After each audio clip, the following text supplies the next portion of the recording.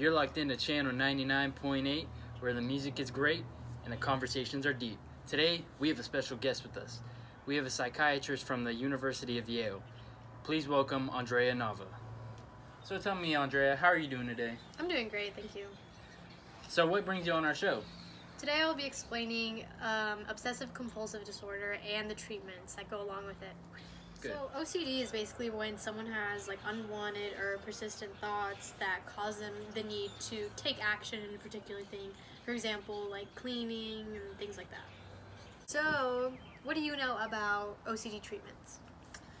Well, I know psychoanalytic is kind of like the free thinking and is focused on dreams.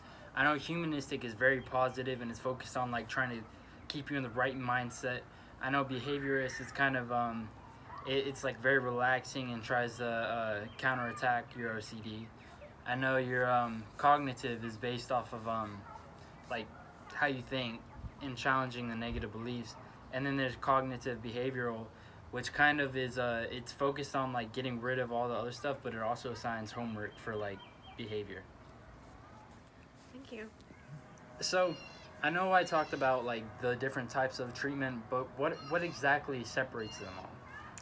Well, for starters, when it comes to psychoanalysis and that kind of thing, it deals with free analysis, which basically is whatever comes to the patient's mind. They say it without organizing any thoughts. It's just whatever comes to mind, that's what they say. As well as dream analysis. They basically interpret their dreams and they go on from there. So how does that differentiate from the humanistic approach? The humanistic approach sets up for the patient to have a suitable environment. This helps relieve the stress and be able to perform tasks in a safer environment. So tell me everything you know about the behaviorist approach towards therapy for OCD patients. Well, I know they do a method called exposure and response prevention, which basically they put them in a controlled environment and they gradually increase whatever triggers their OCD. So if one person needs to wash their hands a lot, they will continually gradually try to make them get away from that, and it will eventually hopefully get rid of the behavior for them. So, what could you tell me about the cognitive approach to OCD?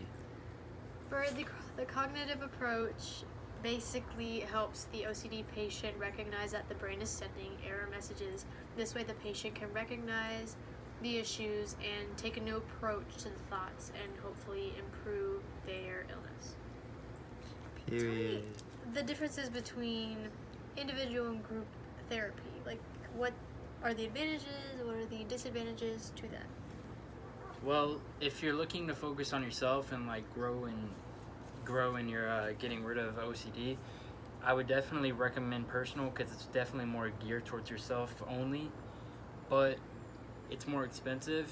More people will choose group therapy over personal therapy just because it adds a support system with it and it's not as costly. Okay, so describe to me the prevention strategies that build resilience and help overall the effect of OCD on the patients. Well, Andrea, there's not a 100% get it gone cure, but the early OCD is diagnosed, then the better the chances that it can't be, like I said, 100% avoided, but it definitely can be minimalized. So Andrea, how would you say OCD mixes and mingles with cultures? So, for example, the Hispanic culture, many Latin cultures, there's a lot of home remedies for illnesses and diseases as such. They don't necessarily work, but the belief behind it is really what motivates the culture to keep on insisting that these remedies work when in reality they don't.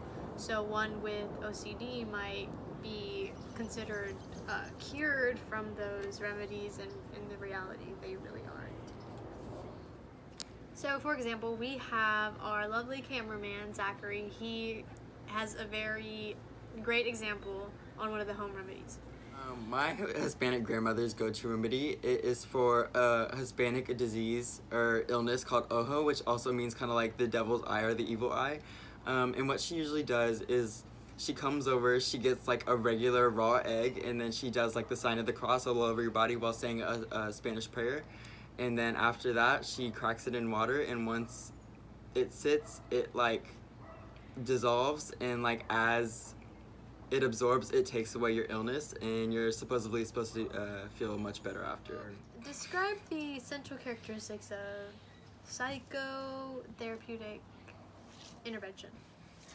So basically, with psychotherapeutic intervention, it tries to attack either the emotional, the behavioral, or personality disorder, and it can be described with much of the stuff we were talking about earlier. So thank you, Andrea. It was a pleasure, and thank you to our lovely cameraman Zach for coming on the show. We know that took a lot of courage, and we hope y'all have a good night, and stay safe out there, world.